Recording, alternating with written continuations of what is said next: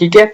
तो ये है एक क्या कहते हैं इंक्लूड आप किस तरह से यूज कर सकते हैं, इसकी एक एग्जांपल। अच्छा, और ये मैंने आपको बताया है कि इम्प्लिसिट फंक्शन है, ठीक है, जिसको आपने हर हाल में परफॉर्म करना है।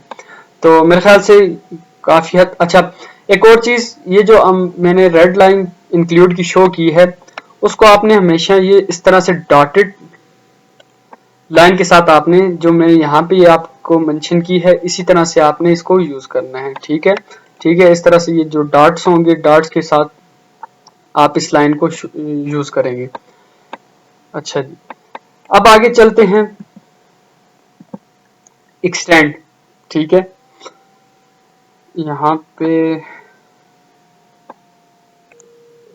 एक्सटेंड जो है आपका एक्सप्लिसिट फंक्शन है, मीन इसे आप ऑप्शनल भी कह सकते हो। फॉर एग्जांपल क्या कहते हैं, एक यूज केस है, आपने उसको परफॉर्म करना है। अगेन उसके आपके पास दो तरीके हैं आपको उसे परफॉर्म करने के। अब हो सकता है आपके पास ऑप्शन हो, कभी आप एक को यूज करें और कभी आप दूसरे को यूज करें, ठीक है, ऑप्शन इसी तरह से। अब जो क्या कहते हैं, इसका भी क्या है, पेरेंट और चाइल्ड वाला ही रिलेशनशिप है, लेकिन जो चाइल्ड है, सॉरी, जो चाइल्ड है वो क्या कहते हैं सारी फंक्शनैलिटीज क्या कहते हैं हायर करता है अपने पेरेंट यूज केस से, ठीक है। तो अब फॉर एग्जांपल जैसे हमारे पास एक कस्टमर है, सॉरी, एक क्या कहते हैं एक्टर है, ठीक है, वो कोई भी एक रिकॉर्ड अपने पास सेव कर रहा है, किसी एक यूजर को ऐड कर रहा है, ठीक है। फॉर एग्जांपल एक नया यूजर आपके सिस्टम में आया, तो बैक एंड पे क्लर्क एक बैठा हुआ है जिसने क्या करना है, उस यूजर को आपके सिस्टम के अंदर ऐड अप करना है, ठीक है। अच्छा, अब न्यू यूजर है, ठीक है, वो आपने उसकी इंफॉर्मेशन सारी कलेक्ट कर ली।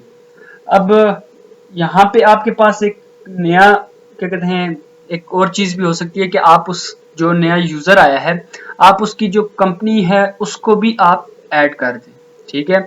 अब यहाँ पे ये आपके पास एक्सटेंड होगा, ठीक है, एक्सटेंड, क्योंकि अब देखें हर दफा ये नहीं हो सकता कि आप जो है हर दफा जो है क्या कहते हैं जो भी नया यूजर आए तो आप उसकी कंपनी को ऐड करें, ठीक है। अब ऐसा हो सकता है क्या कहते हैं आपका जो यूजर है वो किसी भी कंपनी के साथ बिलोंग नहीं करता, तो आपने फिर उस कंपनी का कैसे डेटा आप उसको रिकॉर्ड करोगे, तो आप क्या करोगे, इसे आप एक्सटेंड के अंदर रखोगे, ठीक है। मीन अगर फॉर एग्जांपल जो यूजर आ रहा है, अगर उसकी कंपनी का कोई बैक एंड पे डेटा है तो आप वो भी रख सकते हो। तो ये है एक्सटेंड, ठीक है, ऑप्शनल। आप इसे फॉर एग्जांपल यूज करें या ना करें, इससे क्या होता है, इस मेन यूज केस के ऊपर कोई भी इफेक्ट नहीं होता, ठीक है। तो ये है एक्सटेंड। अच्छा जी, अब कुछ चीजें हैं आपने क्या कहते हैं यूज केस डायग्राम को बनाते वक्त उन चीजों का ख्याल रखें, अगर या उन चीजों के बारे में सोचें, तो आपको क्या कहते हैं काफी जो है ना एक अच्छी एक वेल सेटल जो है ना यूज केस डायग्राम आप बना सकते हो इजीली, ठीक है। अब उसके अंदर क्या क्या है, एक मैंने आपको ये चीजें बताई, ठीक है। सबसे पहले आप एक्टर्स डिफाइन करें, ठीक है। अब आपने हर हाल में सोचना है कि हमारे सिस्टम को यूज करने वाले कौन कौन से एक्टर हैं। सबसे पहले आपने एक पेन और पेज लेना है, आपने उसके ऊपर अपने एक्टर्स को आइडेंटिफाई कर देना है, ठीक है। आपने अपने सिस्टम के साथ जो जो सिस्टम लिंक्ड है, जो जो स्टेक होल्डर लिंक्ड है, आपने उसको आइडेंटिफाई कर दिया। सेकंड, फिर आपने सिंगल एक्टर के अगेंस्ट जो उसकी सिंगल यूज केसेस हैं, ठीक है, जो उसकी फंक्शनैलिटीज हैं, आपने उनको आइडेंटिफाई करना है, ठीक है। मैं यहाँ पे साथ साथ आपको बता भी देता हूँ।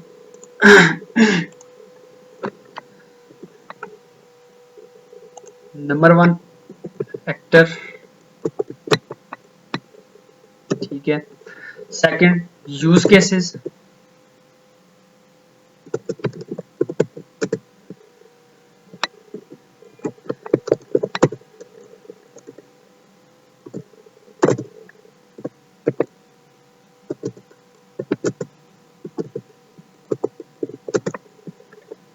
ठीक है। फिर उसके बाद अगर आप जनरलाइजेशन, ठीक है, या फिर जो भी यूज केसेस की जनरलाइजेशन हो सकती है, जो आपके इंक्लूड हैं, एक्सक्लूड हैं, उन सब को आपने रखना है। इन ठीक है, जो भी आपके माइंड में आते हैं आपने वो सोचने हैं। इससे क्या होगा, आपके लिए आपका जो काम है वो आसान हो जाएगा। ठीक है, तो ये चीजें अगर आप उसके अंदर रखते हैं तो ये आपके लिए आसानी पैदा करेंगी। ठीक है, फिर उसके बाद है सिस्टम बाउंड्री। ठीक है,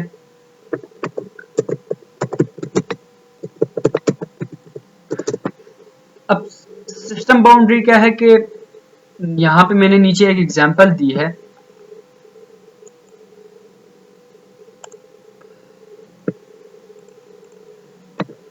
ठीक है, इसको जरा क्लियर कर लेते हैं। यहाँ ये आपका एक क्या कहते हैं, रेलवे रिजर्वेशन का एक कंप्लीट सिस्टम है। ठीक है, कि कोई एक पैसेंजर आता है तो वो अपनी क्या कहते हैं कोई भी टिकट है या क्या कहते हैं डिटेल है रेलवेज के बारे में, उन सबको व्यू कर सकता है। ठीक है, और दूसरी तरफ क्या कहते हैं रेलवे वेबसाइट है और प्लस क्लर्क है। ठीक है, जिसकी सिंगल एक फंक्शनलिटी है। ठीक है, तो अब ये सारा एक सिस्टम कंप्लीट सिस्टम है जिसको आपने यूज केस के अंदर डिफाइन किया है। तो मैं बात कर रहा था सिस्टम बाउंड्री की। बेसिकली सिस्टम बाउंड्री आपकी ओवरऑल सिस्टम के, ठीक है, बाहर होती है। इस तरह से आपने इसे ड्रा करना मस्ट होता है यूज केस के अंदर। इसे आपको ड्रा करना पड़ता है। और ये आ गया इसका ऊपर एक नाम। ठीक है, रेलवे रिजर्वेशन। ठीक है, तो ये चीजें आपने शुरू में ही आइडेंटिफाई कर देनी है।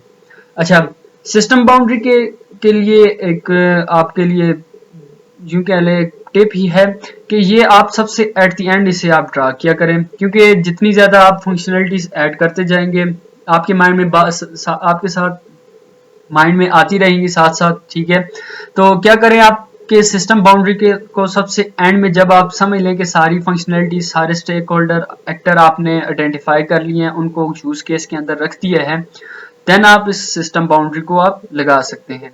तो ये कुछ चीजें हैं, आपने इन चीजों को अगर आप ख्याल रखें तो एक वेल सेटल यूज केस आप डायग्राम ड्रा कर सकते हैं। ठीक है, अच्छा जी, तो चलिए इस एग्जाम्पल के बारे में थोड़ा सा डिस्कस कर लेते हैं।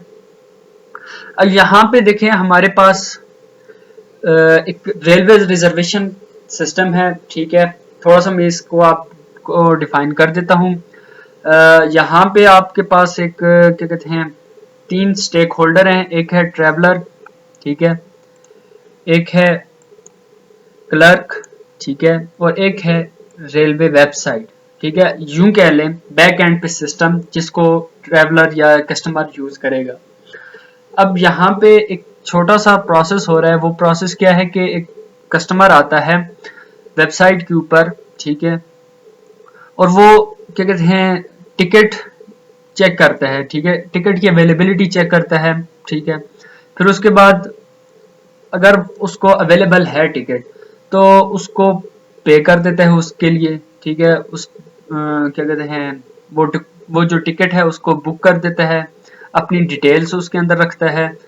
अगर उसको कुछ इमरजेंसी या कुछ इस तरह की सिचुएशन आ जाती है कि वो अपने टिकट को कैंसिल करना चाहता है तो वो उस टिकट को कैंसिल भी कर सकता है। ठीक है, तो क्लर्क जो होगा उसको कैंसिल करने में उसको हेल्प करेगा। ठीक है, फिर उसके बाद जो फंड है ज़ाहिर जो ट्रैवलर ने पे किया है पहले, ठीक है, बिफोर ट्रैवलिंग, अब वो कैंसिल कर रहा है अपने क्या कहते हैं टिकट को, तो अब जो बैक एंड पे वेबसाइट है वो उसको रिफंड भी करेगी। अच्छा, अब यहाँ पे मैं आपको साथ साथ बताता जाऊं, अगर आप इसके पैटर्न को देखें तो ये ऊपर से नीचे एक सीक्वेंस में चल रही है।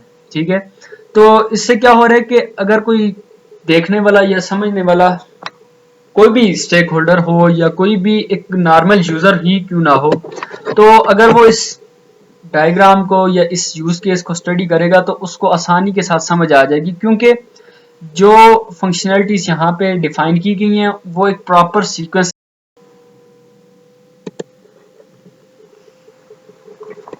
प्रॉपर सीक्वेंस के अंदर है। अब चलें इसको शुरू करते हैं। अब सबसे पहले है ट्रैवलर। अब वो क्या करेगा, उसके अगेंस्ट एक आपके पास क्या कहते हैं यूज केस है, वो है चेक टिकट अवेलेबिलिटी। ठीक है, सेकंड एंड पे उसको रेलवे वेबसाइट या सिस्टम भी उसको क्या कहते हैं हैंडल कर रहा होगा। ठीक है, तो उसके बाद है पे अमाउंट। ठीक है, अब देखें पे अमाउंट कब होगी, जब ट्रेवलर या कस्टमर टिकट बुक करेगा। ठीक है, अच्छा, अब टिकट भी कब बुक होगा, जब क्या कहते हैं अपनी वो सारी डिटेल को फिल आउट करेगा, देन वो क्या कहते हैं अपने पूरे अपने टिकट को बुक भी कर सकता है और उसके लिए फिर पे भी कर सकता है। अब देखिए यहाँ पे आपको इंक्लूड की बहुत अच्छी तरह से समझ आ गई होगी कि यहाँ पे अगर फॉर एग्जांपल क्या कहते हैं टिकट अगर उसने बुक नहीं किया तो इसका क्या मतलब है कि वो पे भी नहीं कर सकता। अगर उसने अपना रिकॉर्ड नहीं फिल किया तो टिकट भी नहीं बुक कर सकता। अब यहाँ पे इंक्लूड लगा दिया है कि पहले आपने इस बुक या इस अपने डेटा को आप फिल करोगे, देन आप ये फंक्शनैलिटी परफॉर्म कर सकते हो। ठीक है, अच्छा, उसके बाद है फॉर एग्जांपल अगर ट्रैवलर अपने टिकट को कैंसिल कर देता है। ठीक है, एक तरफ से तो क्या कहते हैं क्लर्क भी उसको यहाँ पे वैसे इसकी जरूरत नहीं भी थी, अगर हम रेलवे सिस्टम के थ्रू ही इसको हैंडल करना चाहें तो कर सकते हैं, लेकिन एग्जांपल के तौर पे क्लर्क भी इसको कैंसिल करेगा। ठीक है, और जो रिकॉर्ड होगा उसको अपडेट कर देगा। ठीक है, अब जो कैंसिल होगी टिकट उसकी अवेलेबिलिटी दूसरे ट्रैवलर की तरफ आ जाएगी। अच्छा, फिर उसके बाद इसको भी मैं समझाता हूं। देखें यहाँ पे भी अब जो टिकट कैंसिल कब होगी, जब क्या कहते हैं उसने ये अपनी सारा रिकॉर्ड जो है उसने फिल आउट किया होगा, देन वो क्या कहते हैं अपनी टिकट को कैंसिल कर सकता है। सेम जिस तरह अगर वो पे तब करेगा जब वो उसने अपना रिकॉर्ड डेटा इंटर किया होगा। अब वो टिकट कब कैंसिल कर सकता है, जब उसने पे किया होगा तब वो उसे कैंसिल कर सकता है। फिर इसी तरह से रिफंड कब होगा, जब टिकट कैंसिल होगा। अब ये यहाँ पे सारा एक क्या कहते हैं आपको पैटर्न, एक जो सीक्वेंस है वो आपको अच्छी तरह से समझ आ गई होगी। अब यहाँ पे एक क्वेश्चन आपकी तरफ से आएगा कि हमने एक्सटेंड को नहीं यूज किया, ठीक है, या जनरलाइजेशन को नहीं यूज किया। अब यहाँ पे देखें जो मैं पेमेंट कर रहा हूं ना, फॉर एग्जांपल अगर हम इसी को ही लेके चलें तो अब मेरी पेमेंट दो तरह से हो सकती है। ठीक है, लेट्स सपोज एक आ गई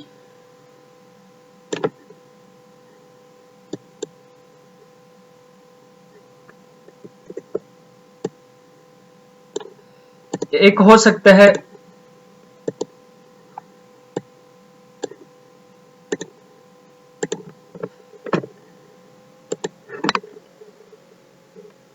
एटीएम कार्ड के थ्रू भी कर सकते हैं।